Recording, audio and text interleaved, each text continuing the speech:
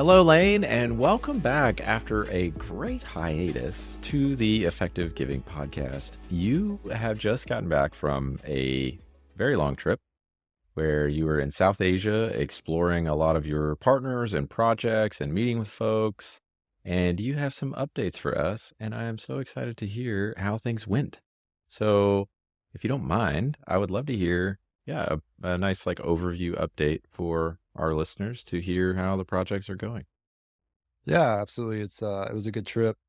It's it's a part of our deal as we monitor the programs in our portfolio. We go and evaluate potential ones. So had the opportunity to go to a couple places, several places in South Asia and the Middle East that I can't share here, but there are several insights and just really a few key findings that I think a lot of people need to know about, this looks like in the field, just the honest truth of what's happening, not happening, and some things I think funders would benefit to know when it comes to giving internationally, specifically towards what we call spiritual poverty, is people who don't have access to the gospel, i.e. unreached people groups. And so I took some notes while I was there, and I've got a few findings that I think would benefit some people. Awesome. Great. Yeah. So the first one is basically that this is working. The all access strategy, the way that you guys do things, the process you've broken down, the ways that you analyze organizations, you are seeing that this is actually bearing fruit and that this is a far better approach than a lot of the traditional ways of doing your kind of work. So can you talk a little bit about that and why, what evidence you have to support that this is actually working and this is a great thing? Yeah, no, it hopefully should come to no surprise to especially our members, but it was definitely just encouraging to me, sitting there as I'm meeting with these church planners and these leaders of movements of hundreds of churches among unreached people groups, and looking through the data, taking statements. I mean, I think while I was there, took statements from over 30 people in 4 different locations, people from 4 different countries, highly closed countries, unreached places, and just meeting with them and confirming what they're doing, what our funds are used for, how it's going, looking at outputs and outcomes and everything involved in what we do. And it was just encouraging to sit there and go, man, this is working as far as our job of finding the most effective programs working in the most unreached places. And so anytime I monitor work, there's always a chance of hey, this didn't work out the way we thought. And luckily we haven't had that to date, but it's a real chance when you're on the front lines of these movements of people coming to faith. You want to make sure this data is accurate, this is really happening, and it's genuine. And so I can confidently say that that was the case. And we had several other people with me to help confirm that. And we're there. One is an expert who's had 30 years in Southeast Asia doing mission work there, who I would call a local expert in this context. And then had the opportunity to take a buddy of mine from church who's also an accountant. And so even navigating the finances in these countries can be tricky, which I'll touch on in a second, but it was just encouraging to have multiple eyes on this and be able to, just confirm everything that we're doing. So again, I hope cool. this is more of just an encouragement to people that are a part of this fund, that this is working. And man, I wish I could show more about what we're doing and have more people meet the people that we're working with. Try to do that as best as I can in a safe manner, but there's also a ton of risk. So we have to navigate that line pretty carefully. Yeah. I know Yeah. you can't share, tons of details or anything like that, but I'm curious if there's one example or a quote or feedback or testimonial or something from somebody, just to maybe put some concrete, I was in this room and I was talking to so-and-so and they were saying X, just anything like that. I think might be helpful to okay, let me put myself in Lane's shoes and hear what was on the ground, what it was like. Yeah, there were a couple of them. So one would be in a country in South Asia that I can't mention, but we were in a very rural setting, and we were taking statements from these people who were involved in the program because we want to hear individual stories of how, as beneficiaries, their involvement in the program was like and how it's impacting their lives and communities. And it was story after story of, man, I was really broken. I was addicted to alcohol, drugs, cigarettes. Cigarettes are alive and well in South Asia, Hmm. but addicted, a really hateful person, angry person. And then somebody came and, another person from their country came and shared the gospel with them, and just not in a weird confrontational way, but just, hey, heard about, have you heard about Jesus? And come be a disciple with me and study the Bible with me. And not only them coming to faith, but having real life change of, hey, they went back. One woman ran away from her home, and because it was a very abusive home, her dad was an alcoholic. She heard the good news. She went back to her family and said, man, finally our home can have peace. Hmm. And because of Jesus, and they did. She shared the gospel with them. They were very resistant at first, but her dad actually got really, really sick, and in that moment of life or death, said, I want the hope. Whatever she has, I want it. Wow. And eventually came out of sickness by God's grace. And now that family's describes it as just a peaceful place. So it Wow. was just story after story of the King of Peace doing his Mm. thing. And yeah, just being a little jealous of that, to be honest, of how it can be kind of vague in our own life here in the Western world. But Yeah. and then sat in another room in the Middle East with a guy who was former jihadist, trained people how to kill on behalf of Muhammad, and um, had a dream and met with Jesus and was sorry for what he did, and then just was able to, out of that, link up with the very few believers that actually exist in that country and just study the Bible with them. And now they're translating the Bible into more languages in the Middle East, and responsible for movements of hundreds of churches and thousands of new believers, just disciples, just very simple discipleship, just following Jesus, wanting to be like him, and make more disciples. So it's beautiful, Amazing. man. It's Amazing. very humbling to be in the same room as these people. Amazing. Yeah. It's hard as, being in the West, it doesn't always translate faith and how it can impact you and whatever. But in a lot Yeah. of areas of the world, it is very tangible. It's very real because it has to be, especially in a closed Yeah. country that it's not acceptable to be a Christian. And so Yeah. they've got to figure out things very quickly. And I think the Spirit moves powerfully in those areas. Yep. I mean, it moves powerful. It's just very evident Yeah. there a lot of times. Yeah. This is not just intellectual head knowledge of, hey, Mm. we realize this guy is the Son of God. He rose from the dead, and we just know that, but it just truly transforms their lives and in a hopeful way. And yeah, it's pretty amazing. Yeah, So it's working. Long story short. love that. Yeah. So one of the other things that you've talked about is there is a very strong need to have advised giving, that there in that process of giving, all the different, like you're saying, like tax implications or whatever it might be, that having an accountant with you is helpful, but Yeah. but just that it is important to not only know what you're giving to, but then how that is actually implemented, on the ground, to whom, what kinds of projects, and then Hmm. reporting back. That's all part of the strategy. We've talked about that 100 times, but that seeing that transition, I guess, of going from the West, going over there, and then seeing the impact on the ground, and that whole, like, at the end of the process, what comes out on the other side. So can you talk a little bit about that, what that was looking like? Yeah. It's interesting because the first clear takeaway was, wow, this is working. The second one was, wow, this is really complicated. Hmm. This is a lot more complex than even I realized, having done this the last few years, this is very, very complicated. Physical poverty alleviation, especially spiritual poverty alleviation in these difficult contexts. You have a lot of things working against you: government, culture, other religions, Hinduism, Islam, um, worldviews. It's very, very complicated.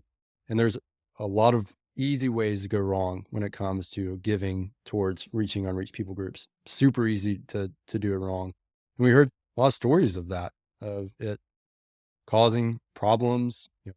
A lot of organizations have been kicked out of these countries in South Asia, and the other stories of competition and I mean, straight up fraud. And so it's so easy to do it wrong. And so I just advise people don't Mhm. do it alone, and take advantage of what we're doing, all this legwork to ensure, yes, it's actually doing this thing. It's going towards this program and going towards training church planners who make disciples and plant churches, and that the money's actually used for that. And it's protected from any persecution or even just temptation of greed, of using it for their own personal gain. So it's just so complicated. So that's the second takeaway, is like, wow, we really need more advice in this space. Mhm. Like,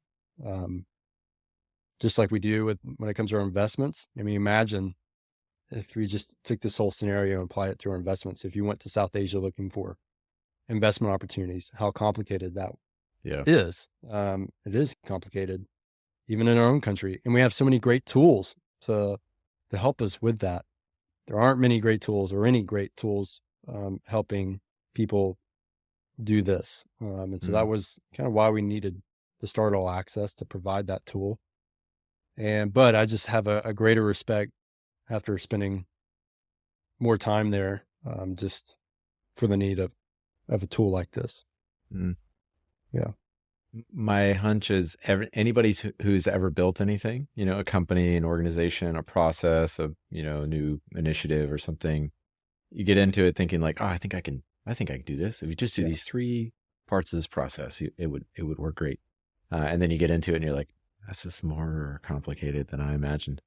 Is there Yeah. something, as related to that, is there something that while you were over there, you or somebody from your team, all access, a partner, being on the ground to, let's say receive the funds or receive the project in some way, did you see that as like an example of it being essential that you were there or somebody is there to like unblock this part of the process that otherwise it just wouldn't have happened if there wasn't somebody there? Does that question make sense? I'm just curious. I'm trying to get some like more concrete or detail on that process, Yeah. what So that looks like. this is exactly why, when we talk about, we consult experts, it's not just global experts who are writing technical articles for Oxford or Cambridge, sitting in, a really nice office drinking coffee, but Which also is nothing wrong with that, by the no, way. we're listening to you guys, but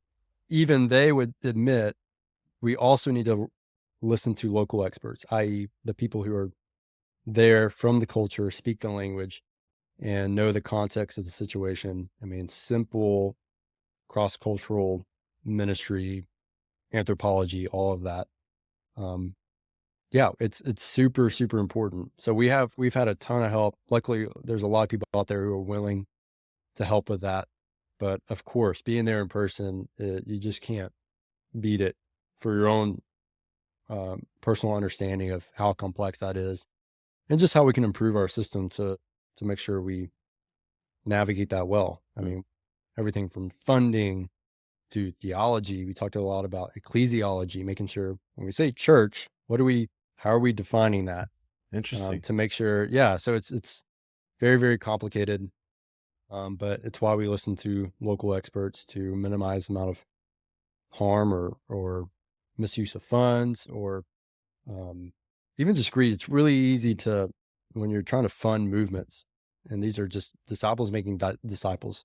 What we're really funding is the training of these people, getting them in the same place, teaching them this, how to make disciples and plant churches and why it's important, how to focus on unreached people groups, how to do it well, how to fund it yourself. I mean, so microfinance is involved in this. What can happen is if you just throw money, out there, you can get people who do it for wrong reasons. And then they're inviting other people in who are also in it for wrong reasons. And it just creates this facade of a movement that's really just a funding mechanism. So in short, it's really complicated, Brandon. So it's just, I was overwhelmed with the need for more advised giving in this space. And I think the best way to give today, and really the only way to give well today, is through a metric driven, expert curated, and actively managed portfolio, which is again why we set it up that way. So it's going after a metric. So organizations are vendors. They're a means to an end towards achieving this goal of reaching these people with the gospel or eradicating extreme poverty in this place. It's expert curated. So we have wise intel into these actions. We're not just doing this, throwing money at the wall. And it's actively managed. So this is the third step that a lot of people stop at, is once you give and just assume that thing gets done. Well, that's a very wrong assumption. Yeah. So a big part of our, people think we just evaluate organizations. Well, that's just the beginning. And then we monitor those programs. Even after their programs are done, we're still monitoring the outcomes from those programs to ensure that metric is addressed. So it's complicated. You mentioned theology, and maybe this is me being, I don't know, my limited focus, but when I think of all access, I think so much of like operations and efficiency and logistics and getting money from A to B to the right people. But you mentioned theology. Were you doing a lot of like, I don't know, theological training while you were over there? Or do you typically do that when you're on the ground? Like you talked like ecclesiology or, yeah, I'm just wondering like how that works into your work. Cause I just don't think of that. As I know that's such a core component of all access, but I do think, I guess my brain goes to the efficiency side of things and not so much like, we help teach theology as well. I don't know. Does that make sense? I don't know why that. No, it does. Well, it is going after efficiency and effectiveness, but the terms we're going after and the problems we're addressing are also theological. Of course, everything's theological, but we're talking about planting churches and making disciples. We have to understand what we mean by those. And what do they mean? How do they define it? Is that biblically accurate? Or is that culturally subjective? So we're just navigating all of that. So I don't do a ton of theological training, but there's always, understanding their definition of church and making sure it's theologically accurate, again, with disciple. And, but then we have some fun. I think one of the last days with the guys, we asked, since I'm here, is there anything I can help with when it comes to theology or any wisdom I can pass on? Which, by the way, the guys leading these movements are all also theologically trained. So my recommendation when funding, and which has been recommended to me by experts, is these movements of disciples making disciples and churches planting churches are all within a network of leaders with theological training. Because a lot of, they're like, well, if this little house church is meeting in this back room of Afghanistan, how well is their theology? Well, they're connected to people who have been theologically trained is a good way to help understand that. But also, if they're just sitting there reading the Bible, and they're probably reading it more than we are, probably have a better biblical understanding than most people. So I've been challenged in that thinking. So, but yeah. That's great. That's great. Well, one of the other, or I guess the last component of this is that you felt such a strong urgency for the mission of all access. And I'm sure being over there, you're seeing so much need and so much just life is often physically and spiritually a lot harder outside of the US, outside of the Western world. And I think there's a disconnect between maybe donors that might be here, or the way that we think about, depravity or evil or suffering or whatever it might be here in the States. But in a lot of parts of the world, it's truly just devastating, I'm sure. So can you talk a little bit about that, maybe of um, what you felt with the urgency and just kind of the things that you saw while you were over there? Yeah, this is probably the first thing I noticed was just, you know, where I was it was one of the most populated countries in the world. And you're there and you're like, wow, this is a lot of people. And not only is it a lot of people, but almost all of these people have never heard the true story of Jesus. They may have heard about this white guy named Jesus, this Western religion, who they assume is white, who wasn't. But, this just, they don't know the true story of Jesus, the Jew who, did all these things and was prophesied about and performed miracles. And then, by the way, rose from the dead, so that we may have eternal life with him. They don't know that. And that's it's just so discouraging. I just remember looking out the window of my hotel, and it's the streets are busy, even late into the night, early in the morning. And it's just like, man, they just don't know. And Mm, statistically, looking at the data, almost all these people will live or die without ever having access to that. And that mm, crushes me. But at the same time, knowing the resources are there to not make that a thing, despite all the cultural and government complications behind that, is it's a it's a burden I carry of sitting between these two worlds of like, man, if we just took what we already give to charity or already gave to religion in the U.S. and hyper focused just some of it on this through the strategy on these movements, um, we can live in a world where all people have practical access to the gospel. They'll at some point in their life, they'll be around believers or have access to churches or the gospel and just be able to make that decision to follow him on their own. Right now, they don't even have that choice. I remember in one place where I was just thinking, man, within a couple 100-kilometer radius around me, there are over 200 million people mm, who don't have access to the gospel. So, and then on top of that, just the physical poverty was a lot worse there than the data shows, mm. and that I realized. I mean, I've seen the worst of the worst physical poverty around the world: South Sudan, Haiti, northern Uganda. Um, it's still alive and well in South Asia there. So yeah, we've got to do more, and hence the need for more critical thinking when we give, and the need for a platform like this and more platforms like this to exist out there, not just us, but also just more funders thinking this way. And yeah, it's luckily we don't see it every day here in the West, but this is we're kind of blinded from what's happening around the world. Mm. You mentioned sitting between that tension of, resources here and lack of resources there. I mean, it's something. I mean, it's what, billions, trillions of dollars that the West has access to in capital that we give to nonprofits every year, Yep. and people are living still on less than a few dollars a day in some of the remote parts of the world. It's just, yeah, that's a staggering contrast. And so, Yeah. I mean, it's convicting. It's like I'm sitting here with a nice drink, and I have a webcam around. I'm doing a podcast, and but people overseas are just, yeah, just struggling to make a living.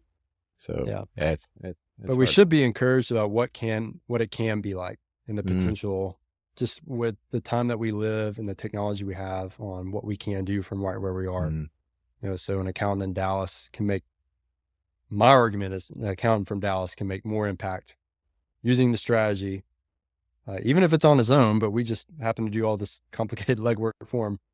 He can make more impact than if he actually went and tried to do it himself. yeah, And what opportunity we have. So let's do it. And there's just a need for more people to join us. It's up to us how much we pull together and grant every year. So the ball's in our court, I would say.